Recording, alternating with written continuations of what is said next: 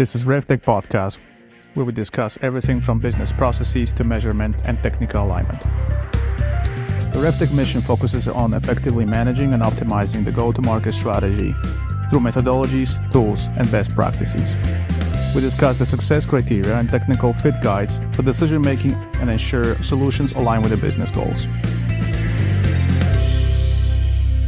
In this episode, our guest is Max Greenwald, the CEO of Warmly.ai. It's great to have you on. Thanks so much. Looking forward to it. Yeah, welcome, Max. Super excited to chat with you about all things Warmly. So let's just kick off with the high-level elevator pitch of what Warmly does. Yeah, absolutely. At the end of the day, Warmly gets you warm leads. Warmly, warm leads, kind of a pun, right? But basically, our mission is to help you increase your pipeline through what's called warm signals. So we listen for and find all of the people searching about topics related to what you sell on the web, but maybe haven't heard of you. We look at your website and de-anonymize your website traffic to tell you who's coming by but hasn't converted yet, and a variety of other different signals. And we take all those warm leads and we stack rank the best ones that you should reach out to. And then we reach out to them automatically for you. So using our AI SDR, we basically take all this warm leads and we automatically email them, LinkedIn message them, and chat message them on your website. And then hopefully pretty soon we'll come out with AI SDR voicemails where we can just auto call and drop a voicemail at those warm leads as phone numbers. And again, basically what we're doing is find the best leads. Our warm leads have a 3x higher conversion rate than cold leads, because obviously cold leads aren't very effective anymore, as well as we send out 5 to 6x outbound compared to your typical SDR. So it's 3x the reply rate, 5x the amount of messages, and that's Warmly. I'm very excited to see the demo. It's like taking 5 or 6 tools that you're probably using in your stack now and automating that inbound and outbound process, which is exciting for someone who's in the trenches of that quite often. So I actually was just reading an article about the multiple pivots Warmly has taken over the last few years, but I want to hear from your perspective, why did you initially found Warmly, and then what was the idea behind it and where were you coming from? So despite the fact that we launched this version of the product 18 months ago, Warmly is actually 5 years old.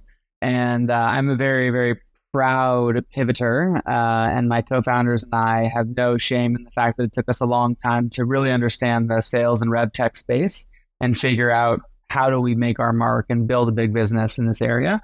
And kind of like cockroaches, you can't kill us. We keep coming back for another round. And I think we've been very lucky to raise a good amount of money along the way and have a lot of community and supporters and friends and family who's helped us. But the original idea way, way back in the day will surprise you. But basically, I wanted to start a business and I couldn't find a co-founder. And so I decided to build Tinder for co-founders. And so the very first idea was an app that you swiped on different people to meet up with them for coffee to see if they'd be a good co-founder match. And it was a terrible idea, horrible business for so many reasons. I mean, maybe a good ethos, but like you can't make money off that.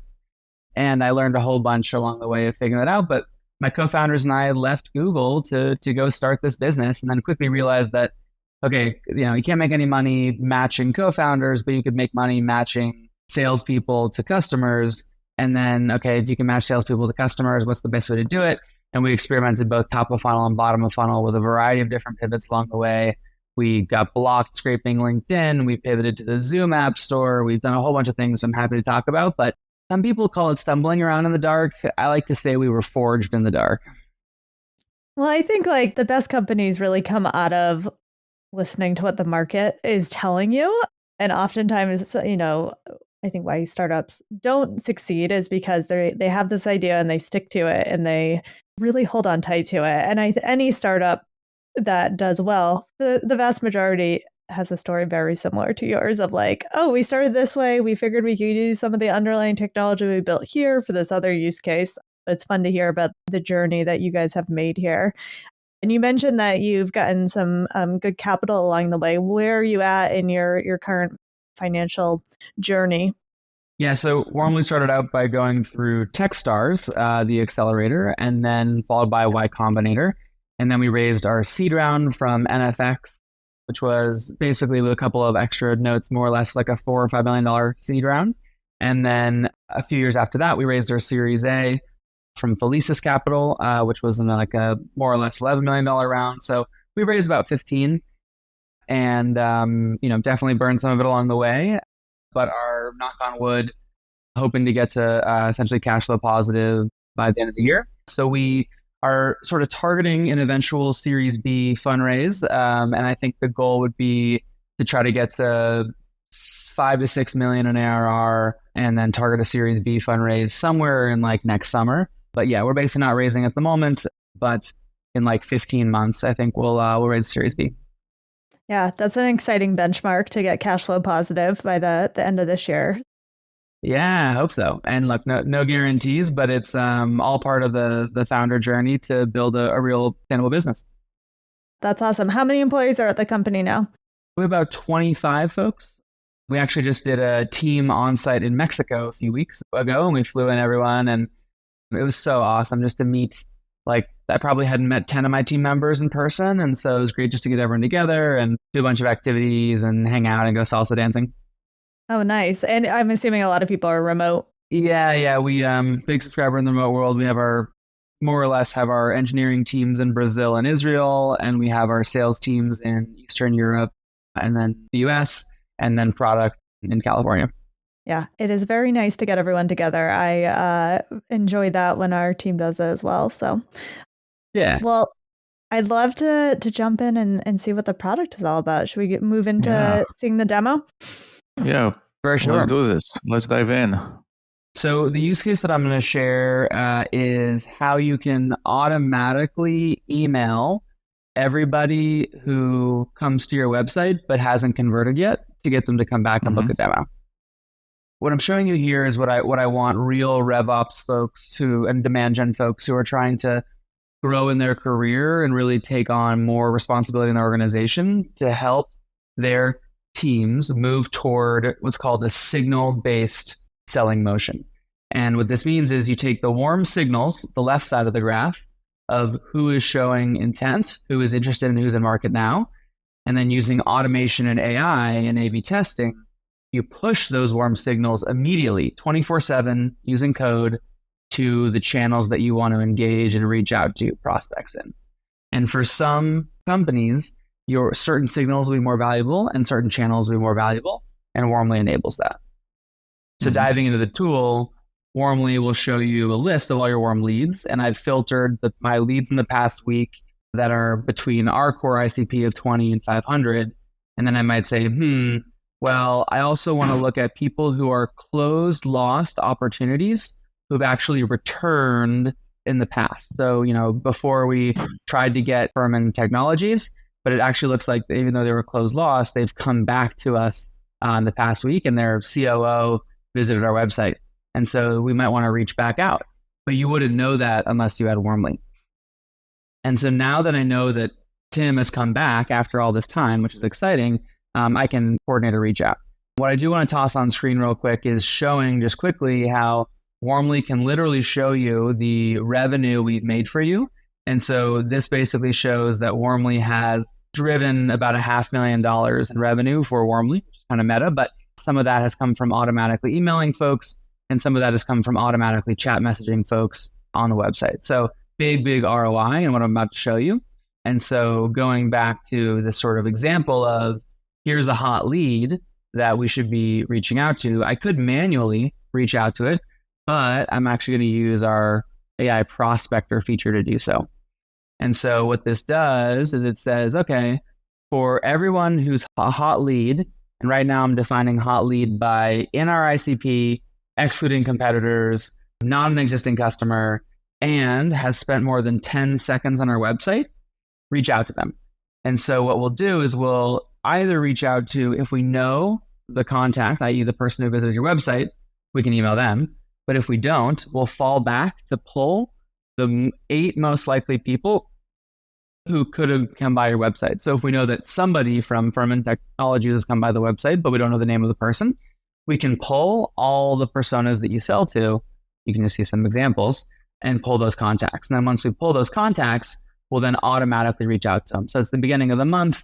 This sort of workflow, which we have dozens, has automatically reached out to 7 people who've exhibited hot intent. And so in this case, here's a couple of, people at the company Botify, Smart Management, and Where IQ.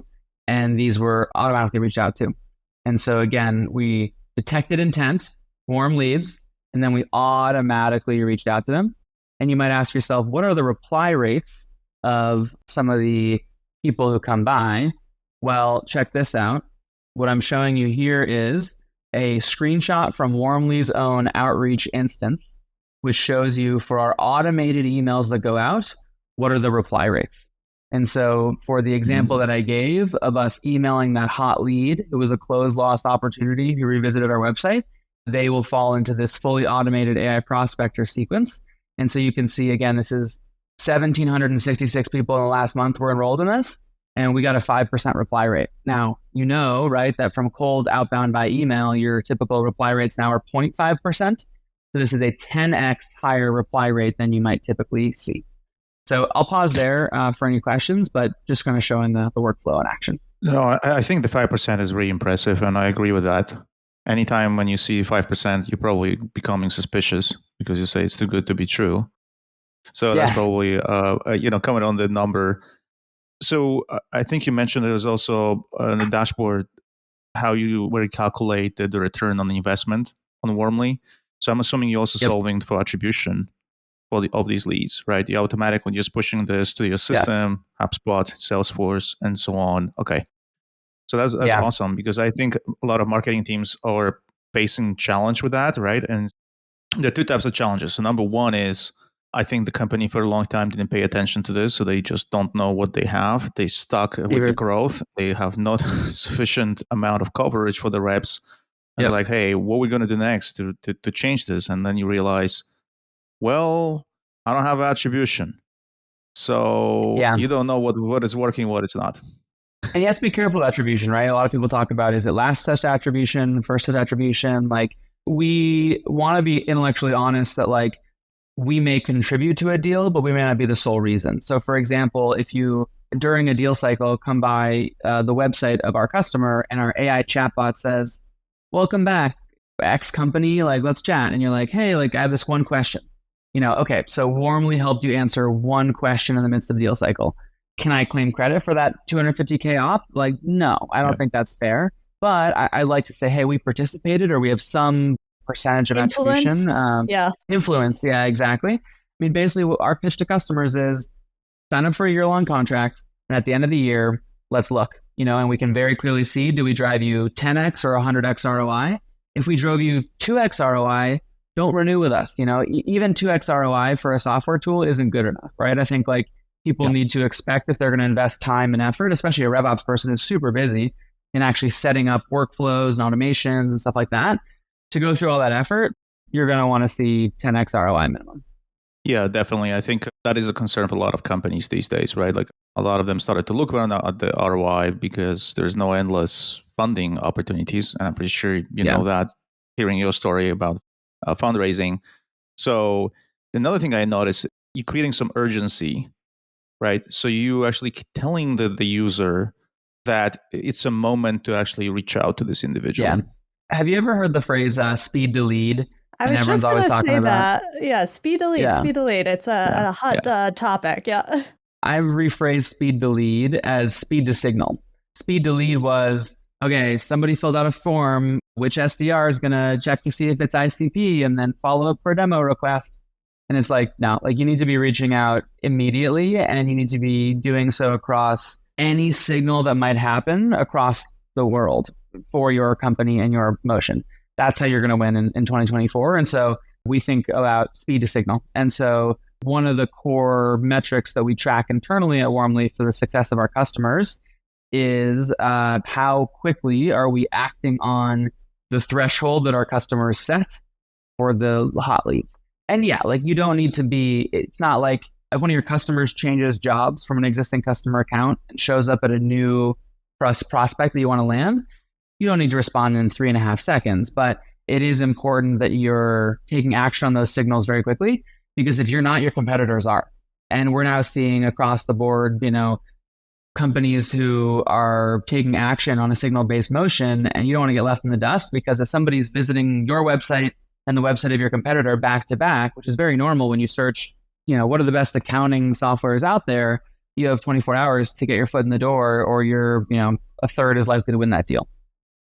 Yeah, you know what the people say, time is money. And I think, that's what it is, what we're describing here.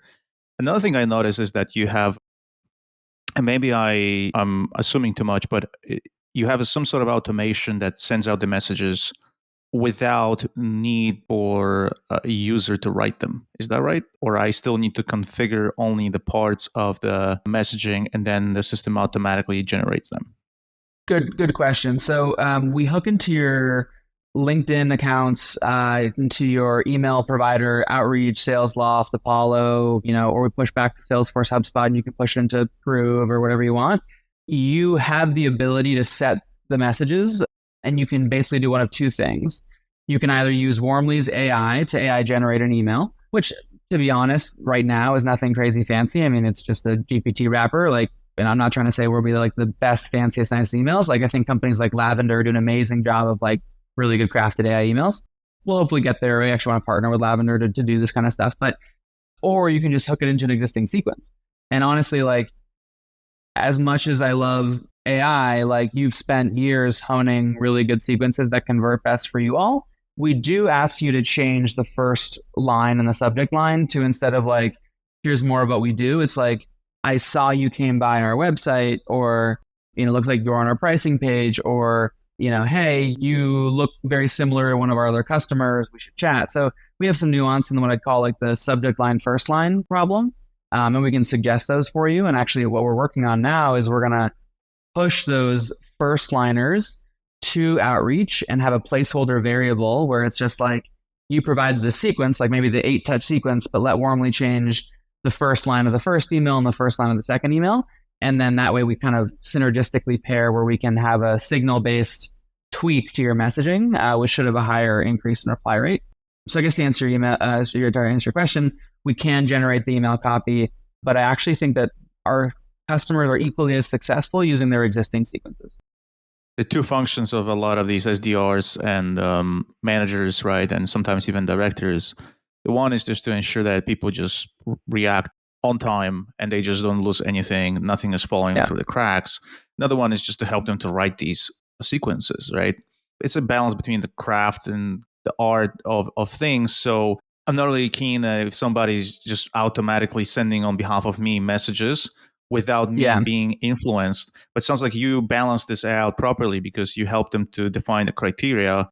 You train that model, based on their style, their profile, the company. Yep. So there's enough context to do this in a semi-automated way before they just press this and say, hey, this goes out, right?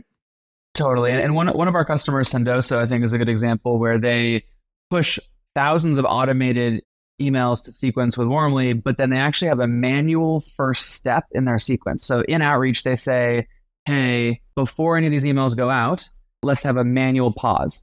And so basically the sales rep wakes up every morning and says, ooh, what are my almost out the door emails? And they go through and they just make sure, hey, is this the exact messaging I want? Yes. Should I tweak a little bit? Yes. And so I think that's great. I think they're basically recognizing that they want to add a little bit of human analysis there. And really that's I don't know how you two are seeing across the industry today, but I feel like one of the biggest problems or biggest challenges for revenue operations people today is how do you take your tools and how do you take your people and merge them together effectively to maximize pipeline? And so what I'm sort of seeing for our customer base is some RevOps people have decided, fuck it, we're all in on automation, just pump out AI-driven emails. It'll get better over time. We don't have the ability to invest in a large SDR team, for example. We have some customers who say, hey, we are huge believers and maybe our customers that we sell to are really high touch. We have to roll out the red carpet. And so they're choosing as much human in the loop as possible. Maybe we find the leads, but their humans are writing the sequence end to end. And then you have a Sendoso in the middle, which is Warmly, give me 90% of the way there. And then let's have a human QA kind of come in and make sure that they're effective. And what I like about this middle ground is it allows demand gen and RevOps to be the brains of the operation. They can say, when it's a close loss deal, who's revisiting our pricing page, send this messaging over LinkedIn, and not having to worry about, will the 22-year-old fresh out of college SDR, very earnest and well-meaning, but like doesn't have the years of experience at this company to really understand the nuanced play, and have the human SDR do what they do best, which is be a human, check for tonality, make sure the message is fun and in their style. So I think that's a nice middle ground. But yeah, I'm curious, like, question back to you both, which is like, what are you all seeing in RevTech today around how people are grasping or wrestling with this challenge of combining humans and tools? I was going to say, I actually think at least change the first line of it. But what I see often on my team is like, even when the salesperson or SDR is crafting a message, it's pretty generic. And so because we give them a blank canvas often, or just a prepackaged message. And so I think what the beauty of what Sendoso is doing, of taking the signals, giving you like something beyond a blank canvas to start with, and then adding your human touch to it based on whatever is already auto-populated. And I don't see that very often. I mean, I get outreach all the time from vendors wanting me to buy their software. Me and Demetrius talk about this often. And it's either like when I get a message that is a canned response, I'm like, say something about me. Tell me why I would want to buy your product, and then I might reply to you. But if it's just like standard, I'm good. I'll go do the research on your website. I'll make a decision there because it doesn't seem like you're going to give me that much more. And so I think there needs to be more of, especially for people who are not going out to enterprise companies that have that really high touch model of this in between. Demetrius, feel free to add on. Yeah, I agree with that. I think when you describe this first step, manual step that Sendoso is doing, I do exactly the same thing. For the purpose of this podcast and bringing more guests, I have my own sequence. I mean, let's be honest, right? That's how it works. And if I don't write that email by myself, I don't feel like I'm connecting with that individual. Right. Yeah. Of course, there's a lot of referrals you're getting from people that you already recorded, people, etc. But if this is a cold calling kind of approach, right, you need to write this by yourself. I think that's the work when you're putting your brain into how you're connecting with that individual. Now, the second thing I see also across the board, because I get a lot of these emails, I think it's a bad practice if you ask someone to commit for 15, 20 minutes on the first occasion when you're sending an email, and I just don't know you. I don't know what you're selling for the most part, because you are not a Salesforce or something that I recognize even in my sleep. That's a bad practice. Why are you asking me to spend 15, 20 minutes with you if you didn't offer me anything? My advice to everyone who is making a cold outreach, phone or email, ensure that with the first couple of steps, you offer something. You have a value to give to someone, incentivizing that individual to give you something in the form of reciprocity. It could be, hey, I'm going to connect you with my colleague in my team. I'm going to call you back, or I'm going to reply, and I'm going to set up that 15 minutes, even though it's a lie, right? Nobody's setting up 15 minutes demos and conversations about what are my problems in my company. Is going to be at least 30 minutes. It's another thing that I don't like. The last thing I'll say, which I want to discuss more with you, it's I think the market right now is struggling with the content creation and cutting through with the emails. People suddenly, since the ChatGPT and these generative AI offer the productivity gains, you actually see the retraction in terms of propensity to reply. People became very, very suspicious what these emails are, who is generating them, who's sending them. Everybody's trying to trick the system. I think the content is also commoditized at this point, and it's a hard time to really cut through with the message. It's a long answer to your question, but I think that's what I really think about the market. I wanted to pick up on your point earlier about how when your first email says, book 15 minutes with me, it doesn't really convert or work. The analogy I want to give is, so my mom is a professional dating coach and matchmaker. And so she helps people get married. And in the same way that you don't ask someone to marry you on the first date, you probably shouldn't ask somebody to spend 30 minutes with you when you reach out to them cold.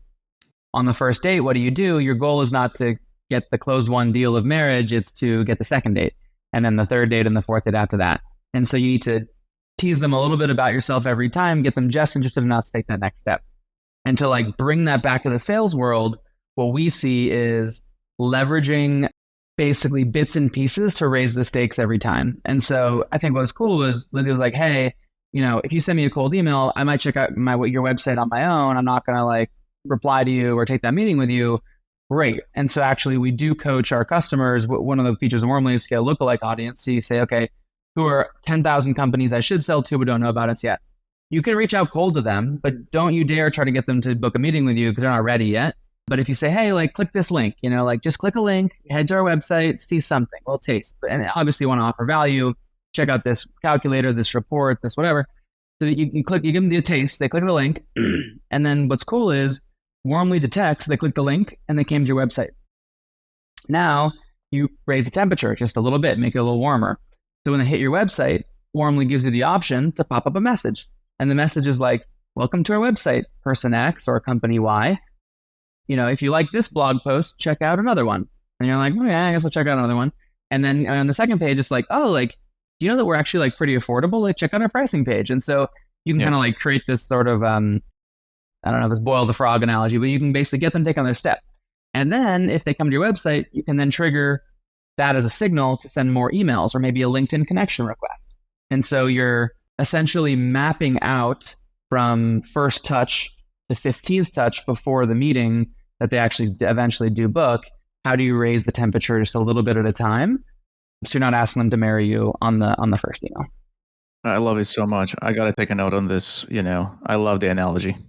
Yeah, I had someone set up a 15-minute meeting on my calendar without me ever replying to an email, and they got a response from me finally, but it was not a kind response. Exactly. I was basically like, convince me why I should get on a call with you, and that's not the first step that you want to take. Want to start with. So, okay, that being said, I will be first to admit that very bottom of funnel with almost closing deals that I have, if I'm on the finish line with a prospect, contracts in their inbox, they just haven't signed yet, I will be the first to admit that every once in a while I toss a 5-minute meeting on their calendar without them accepting it, just for scheduling purposes. However, I at that point have their phone number. We've met 5 times. It's a much different story than, waking up one day and being like, what is this meeting on my calendar? Totally different scenario. And I'm busy. So when someone I've been talking to for a long time and we're trying to get something done, I'm like, call me. Like if you need something, that's a much different situation. I think that's reasonable. But yeah, I was flabbergasted that they did that. Yeah. One of the other things I wanted to chat through was you were talking about like you ask the customer to sign up for a year and then see what results look like at the end of that. I'm also guessing there is like both a cost and operational savings with using Warmly because you are replacing potentially a couple of tools that the company's currently using, or they would have to implement a couple of tools and the integrations between the costs for those and like the maintenance of keeping all of those things working together. So are you tracking that with customers, or are you hearing that feedback? I think it's a smart idea for us more from a sales process perspective to be able to show ROI through like rip and replace on the tool side. Not really, but we probably should. I think just more broadly, like I do believe there's too many tools in the tech stack for most go-to-market teams. Yes, I want to add one more through our tool, but I also want to be a tool that can help, of course, connect all your existing tools that you love, but then also help you replace the tools that don't necessarily make sense for you all. I think that the other piece of the pie that is important to call out or is important to think about from an ROI perspective is around time savings for humans. And so, yes, we can save you money from other tools we might be able to replace. Most notably, I think like whatever your chatbot is. So like there's 2 of our competitors, Drift and Qualified, are extremely expensive, $30K annual plus like chatbots that like our AI chatbot is 90% as good and costs a fifth as much. So like easy to just sort of save on that. And then a lot of people pay for one-off signal vendors. And so I think we can replace that because we can offer to resell you many signals, or we can connect to the ones that you want to keep if you love them. But back to the kind of like human cost piece, we talk to folks that are like hiring for SDRs and we say, look, if you're hiring for SDRs, consider hiring 3 and Warmly. And like, we believe that we'll be able to make your existing 3 SDRs in our automations more productive than you would if you had 4 SDRs. And again, you do want human SDRs. There's no like, I'm not a big like death of the SDR LinkedIn diehard that you see out there, but I do think that there's smaller, leaner, meaner teams can be more effective. And this just really highlights the importance of the role of RevOps. I just think that RevOps is like the critical role in any early stage company, and people wait far too long to hire a dedicated person, creating efficiency with tools and people. I like the way you describe this and the importance of RevOps. Of course, I'm biased, but the way I like to look at it, and maybe some people might not like this analogy, but like the military says, strategy is for amateurs and logistics is for professionals, because they understand the importance of how you supply your military, in any area, right? And that's important for peace and wartime. The real fun is when you actually need to ensure that you as a leader of RevOps, you acting like a grand station where all the trains coming on time and leaving on time. Yeah. There's no accidents. There's nothing that is actually interrupting the process, right? And all these connections start to get on time and the customers are happy. I like to look at it that way. So every single tool that you have as a RevOps leader, you have to map out with all these processes. What is actually happening today is that a lot of these individuals, they're buying tools based on what they were told to do, right? They're not empowered to really make the decision. And that's where the misalignment happens, right? There's a marketing leader comes in and says, I need this tool. Okay, but I'm going to have an overlap with the 5 other tools that I already have in my toolbox. And you know what? I suspect I'm overpaying for that damn thing. So it's a little dichotomy in terms of, intention and efficiency. All people think that, it's going to help us. Yes, but we don't think about the cost of that help. Yep. And like you're just asking sales and marketing people to utilize more and more and more tools and the cost of that operationally. I'm curious, as we're talking about this, like what type of customers you see, companies that are first going to market and building these functions, or are you seeing rip and replace happen, and kind of what the size and stage of the companies you're working with are at? Yeah, it depends on who we go after. So we have a startup tier where we focus on company size like 15 to 30.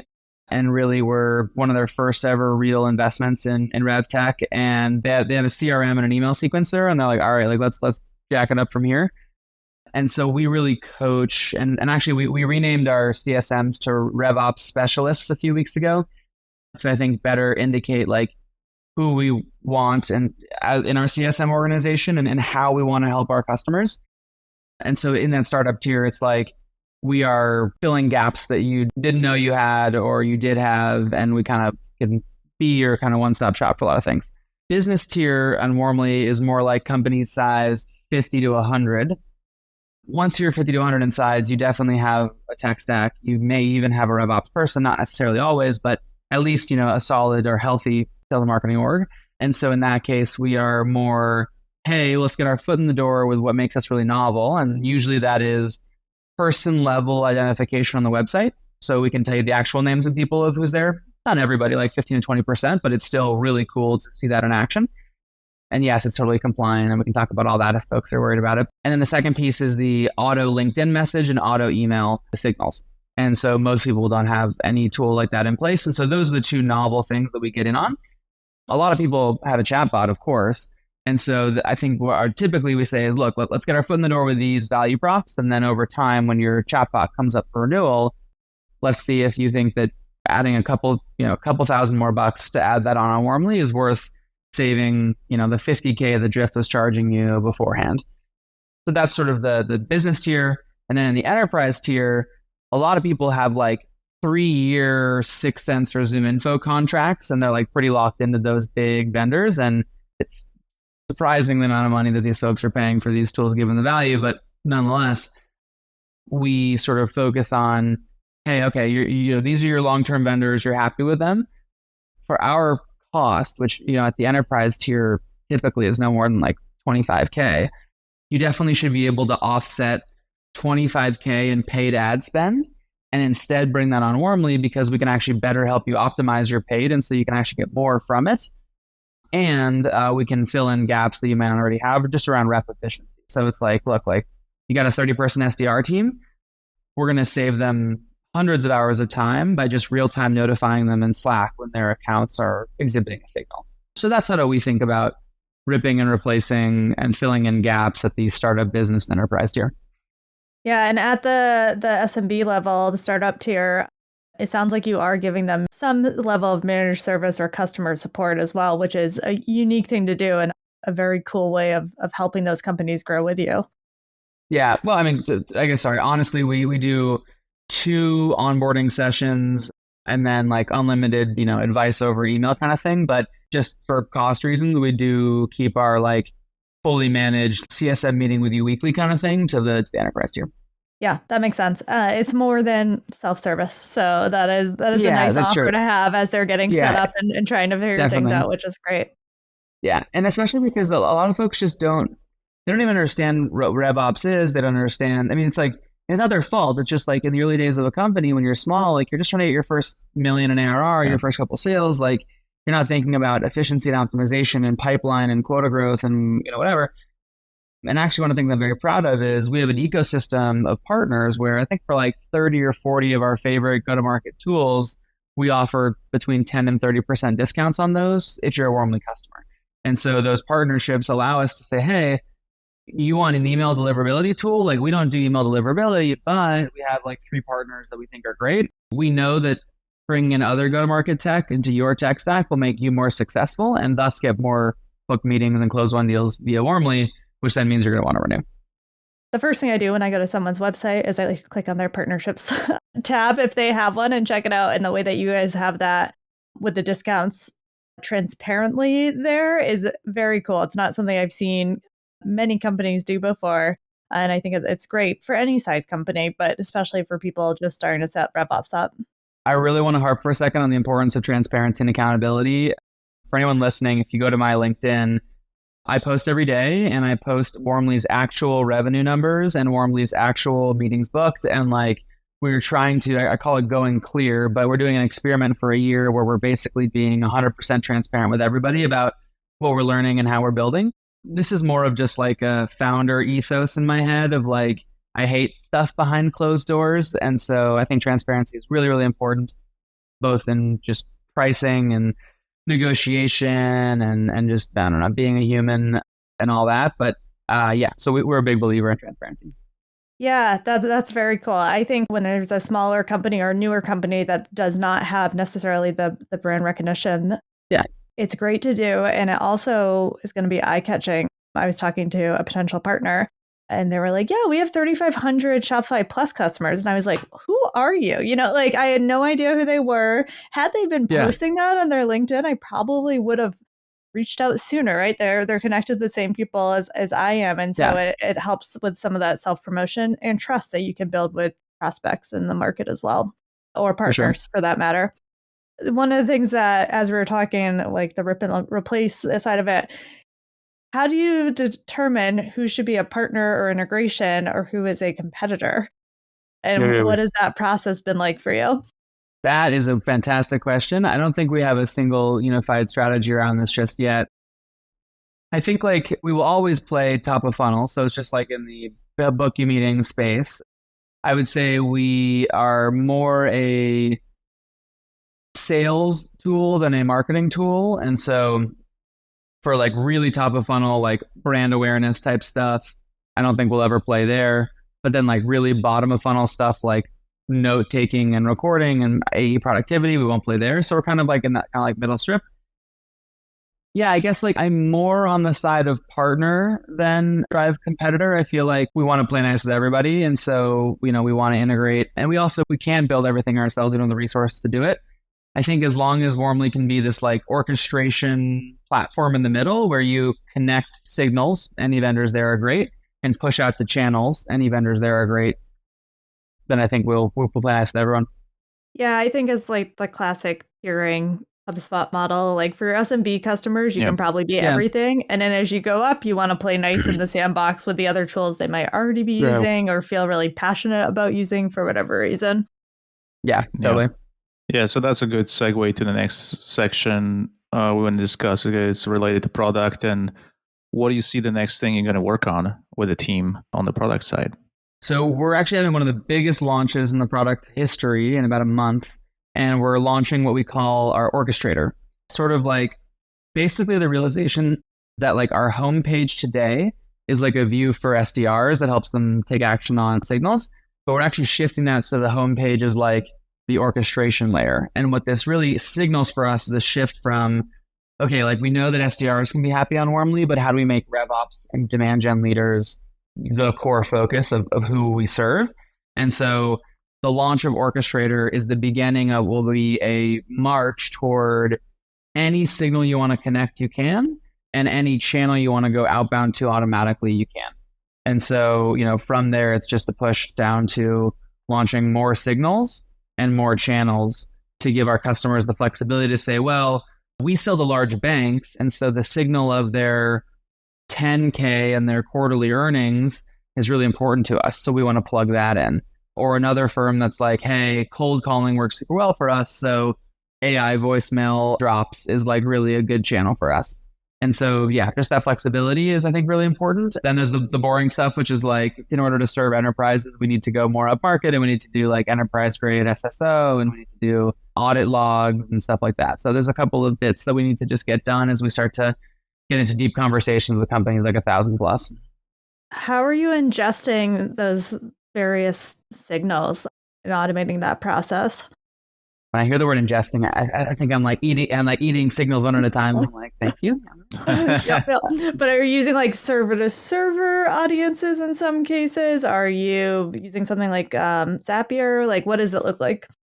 Yeah, all of it. It sort of depends. I think companies size 500 plus do a decent job of aggregating signal data in their CRM, but like Salesforce and HubSpot aren't a good way to do real like lead scoring. And lead scoring is sort of an outdated concept in my head. It doesn't really factor in real-time signals because like the idea is that a lead score builds over time on like a point value, whereas signals is like this person was a 0 before, they're a 100 for literally 3 hours, and then they're a 0 again. And so it's like, whoa, like that kind of concept of how do you take a event-driven engagement and like take action on it right away is just shaken up, I think, lead scoring. But my point really is that a lot of signals are in the CRM and we can suck in all those, or you can pipe it in direct from product data or from website data or whatever. And so each signal is a little bit different.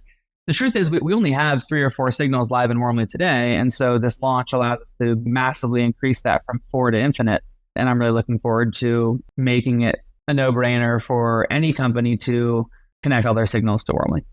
Yeah, there's a lot of white space just with what's in the CRM from 4 to hundreds, which is very exciting. I have to ask, because I live in the world of ads and third-party cookie deprecation and industry changes are top of mind for me. With what you're doing on the website today and taking in those intent signals, is any of that at risk? Great question. So first off, there's hundreds of signals that come from all different necks of the woods, if that's a phrase. And so there is risk that any one signal might become harder or easier over time, depending on external factors like legislation and LinkedIn cracking down on the ability to scrape them and stuff like that. But I'm not too concerned because I think there will always be high quality signals that will indicate in-market customers. But then specifically for the signal of website engagement, which Warmly is very well known for, website de-anonymization, we have set up our system in a way that does do third-party cookies, but is not reliant on it. So I think like 7% of our ID graph is cookies. And so the way we de-anonymize is a combination of IP address, fingerprinting data, which is like the size of your screen and multiple devices that you use. And then cookies are split up into first-party and third-party cookies. And so third-party cookies are the one going away, but first-party cookies actually is a very solid signal. And when you make a New York Times account for free, when somebody pops up a thing that says, give me your email and I'll let you read this article, it's not that free because they're essentially they're putting a first-party cookie in your browser and they're matching that to your email and then they're reselling it. And so the first party cookie is the thing that we as an aggregator of data sources, we sort of buy from data vendors. And it's all totally legal and fine. It's like you've consented to give your email to then be cookied and then resold at some point. Anyway, long story short, yes, aware of the third-party cookie deprecation. No, I think it's like 7% of our overall graph. And so when third-party cookies are officially gone, we'll get 7% worse in the website signal, but hopefully we'll get 30% better through a variety of different resolution techniques that we're trying out and different vendors we're adding. Yeah, that was my assumption, especially because your customers can place a first-party cookie pretty easy. The ads world is much different because that's not always the case. But yeah, that makes a lot of sense. And just having a lot of options on the table is always the best bet, right? If one thing goes away, that's okay. We have 50 other ways to do this and get this information. Yeah, and I think also there's a bigger value with the first-party cookies and information because there's a more intent, and that's what I think Max and Warmly is trying to solve for, right? Is to show the intent, and if you add here the time horizon that you have to react, the first party is the way to go, right? Yeah. Everything else is probably random or static. So third-party cookies, they have a certain devalued process behind.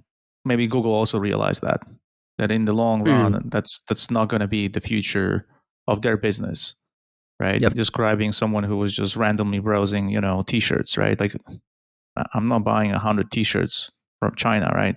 It's not going to help me. But I also see there's a lot of connection that you have with what you describe about the next thing that you're trying to build, because you're already capturing a lot of data, right? So the data capturing is the big thing for you. And you want to diversify the different sources, and these sources will be tied to the first party so that you can have a little bit more high value intent that is giving people a nudge. Hey, just go for it, right? Try to force that deal. So this is awesome. However, I have a question for you.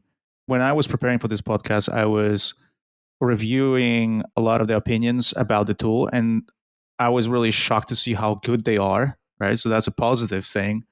And the reason why I was shocked is because there's a lot of tools like this on the market. Like, so everyone is trying to say, hey, look, I have a lead intelligence. I have a lead monitoring, right? Yeah. I capture a lot of data. And for a long time, I was on the position where I saw that the tools like ZoomInfo will dominate, right? They have a deep pocket at this point, publicly traded company. I think they had a couple of good acquisitions to increase the utilization of that, what the core data is, through multiple different features and platforms. So what's the secret sauce that you really developed in that space? Like the lead intelligence that people see the value or the fierce competition from the incumbents and also emerging other technologies. I thought it was completely commoditized, to be frank. Well, it wouldn't be a secret sauce if I'd tell you the secret. But I think so a couple of thoughts. First is, we intentionally brought on multiple former ZoomInfo legends to be on our board and our investors. So former CEO of ZoomInfo, Derek Schodel, is an angel investor in us. Former VP of sales for ZoomInfo is a board member of ours. The former head of data for ZoomInfo helps build our data pipelines. Like, we want to learn from the giants, the people who are really successful. And so we're very aware of and want to replicate a lot of the ZoomInfo journey. Certainly, we think ZoomInfo is overpriced and conglomerate and slow. But at the end of the day, they have fantastic phone number data, so I get it why people buy them. But you could certainly say, there's a lot of competitors in this space. If I had to point to one secret sauce, I would just say it's the quality of our warm leads. I actually don't think we have the easiest interface. I don't think we have the slickest, fastest Salesforce sync. At the end of the day, though, with the prettiest graphs, I think it's just about delivering hot leads and getting them actioned as fast as possible. And so I think I take a lot of pride in our data. And actually, we have a big announcement on Tuesday, which folks can look out for, that will really, really bolster, I think, the both credibility and image of the intensity and value of our data quality. But one of the main things that we do is it's called the data waterfall, which is where we take tons of different data vendors and then we essentially hit them against each other for accuracy and quality, and run algorithms on top of that to try to build and deliver the best-in-class warm lead signals possible. And will everyone reply to every warm lead you reach out to? No. But I do think that people are really happy with Warmly because it is a little magical to see, wow, these 5 leads are going to be amazing. And then you look at those leads and you're like, wait a minute, this one's a customer This one is my investor. This one is whatever. And you're like, I know they're real because these are real people. And then you just filter those out. With our software. You can filter out, okay, I don't want to see customers. I don't want to see investors. I just want to see my core ICP. But you have that trust from Warmly that like, it validates it's real. Hopefully that's helpful. I guess the answer is mentors and advisors from successful companies that have done it before you and kick-ass data. Yeah, your ability to be agile and like what data you're pulling in is definitely a benefit. And then I think to your point, the secret sauce that's pretty public is like you actually do something with that data.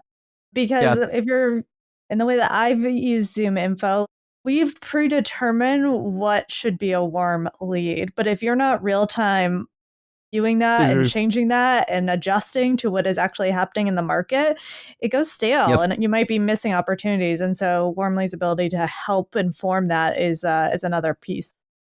Totally agree. Yeah. Another question, because we talk a lot about the competitors in the market and how this is crowded and how the incumbents just, they're overpriced for what they offer.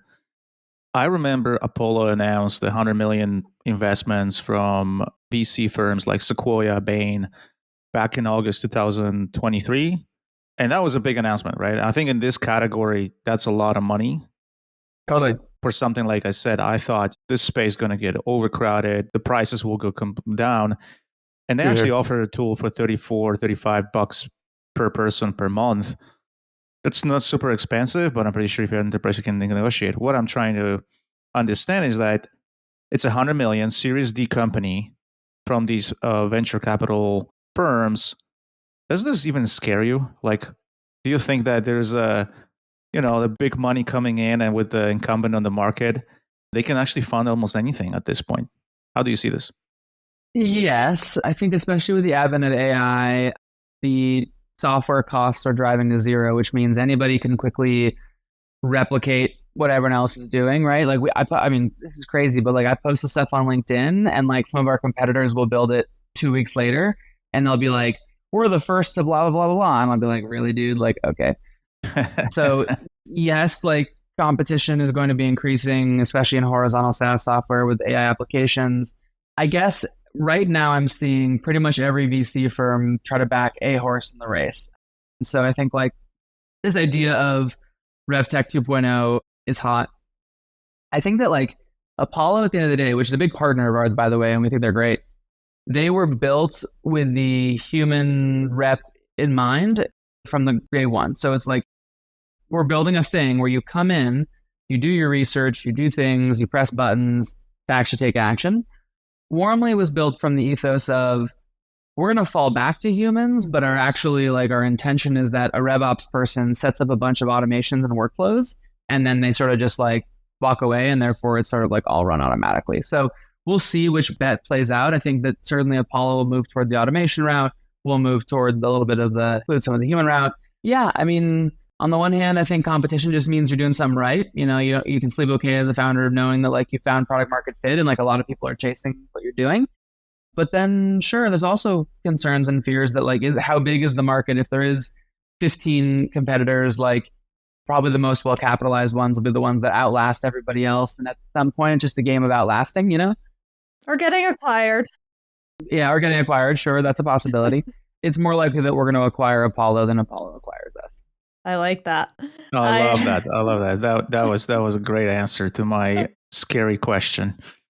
And I don't think anyone is, well, maybe there are some companies and let me know, I'd love to come work there, but I don't think anyone looks at their RevOps current status, whether you're on the RevOps team or not, and says, everything is perfect. We have the perfect tech stack. Everything's going so well. Like there is room for improvement. And to your point, competition helps with improving that along the way. And we're switching from competitors to companies that you kind of want to recognize in the market and really like working with. You've mentioned Apollo, you mentioned Lavender, who I have not heard of, and I definitely want to look into. But anyone else that you're excited about, that you use, that you partner with, that you think are doing cool things? Yeah, let me shout out a couple of them. So first is Toriel. So Toriel allows you to make really easy product demo, sort of, choose your own adventure things. And so we use them in deal cycles to essentially let our customers self-serve the product, not by signing up, but by like clicking through and checking all the things. And then on the website, we allow, like most of our kind of like product videos are tutorials. We can like choose your own adventure. So I think that's a really great way to see conversions. The second one is SendSpark, which is a personalized video messaging tool. You can generate 1,000 videos of you with their website in your background saying like, hey, come talk to me. We like include those into LinkedIn messages and emails, and those have like really video obviously has like high click-through rate engagement. So I want to shout them out. I think they're good. And then finally, Default, which is a inbound lead routing tool that we've set up and loved, and many of our customers are starting to use as well. I think it's like next gen Chili Piper. It just sort of allows really good workflows to route your inbound leads. So those are probably the three that I'd shout out. Very cool. I've not heard of any of those, so I'm excited to go check them out and see what they're doing. Great. Did you come up with a bonus round topic that you wanted to share? So like top 3 tips. As an SDR, you are not going to get automated away, or you're not going to lose your job to AI. You will lose your job to SDRs who use AI. And so the idea is that you need to become somebody who's savvy enough to be able to use the tools, and then you'll be very, very valuable. And actually, I think that there's going to be an increase in salary for SDRs in the coming years as they become more savvy at like leveraging and scaling themselves. So my top 3 tips for any SDR who's scared they're going to be automated away by AI, and hint, all 3 of these tips are, here's how to like better utilize tools that can be successful for you. First would be to improve your writing skills with AI tools and with sort of like template stuff. It's pretty much as simple as use ChatGPT, the free version. You don't even need to pay for it, but it's like compare your emails to, hey, can you write me an email that essentially accomplishes X, Y, and Z? And try to keep iterating and getting yourself to a place where you're seeing faster output on email generation by having ChatGPT do the template and the draft, but also using it for like ideas, typecasting. But if you're a 22-year-old SDR, fresh out of college, your first sales job, there's a lot you don't know, but like the internet has captured that you can leverage and become successful. The second thing that I would call out is getting really good at video content, specifically using automation tools to take longer form video clips and chopping them up into short 10-second things with like little, like think TikTok style, like put words on screen, flashy, whatever. Like think 12 seconds or less is like the rough amount of attention span that people will have, and coming up with and leveraging tools and automation to quickly really become like a mini video editor. And like one of the things that I've been starting to do is when I'm on runs, I will film myself with like random shower thoughts and just ideas about rev tech or AI. And then I will use automation tools like CapCut is an example of a tool that I use that just chops up my videos and helps me put like little captions and stuff like that.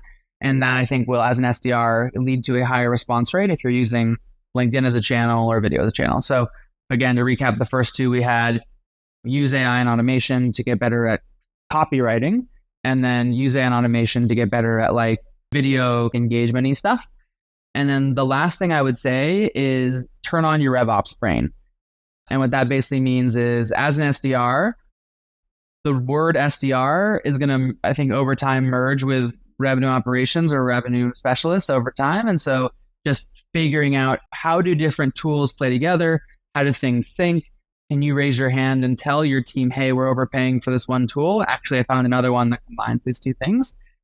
And so learning, I think just the phrase like workflow, automation, a cheap way is jump into your Salesforce or HubSpot and build a workflow that, for example, when you book a meeting, it pushes to Slack like a fun emoji that says, congrats, you booked a meeting. Like just an example thing where you become kind of a workflow expert. You can be most agile for when new tools come in, that they will augment you instead of replace you. So yeah, those are my 3 tips. I love it. All 3, great. Appreciate it. Well, I think that's a wrap for today's episode. Max, it was so much fun learning about the product, your unique perspective on the industry and where it's going. And I'm very excited to see what Warmly does over the next few months and years. So thank you. Thanks so much, Lizzie, Demetrius. Y'all are awesome. And just if I could leave everyone with one advice, it's don't propose on the first date. I love it. Yes, I agree. Have a great weekend, everyone. Thanks for listening to this episode of the RepTech Podcast.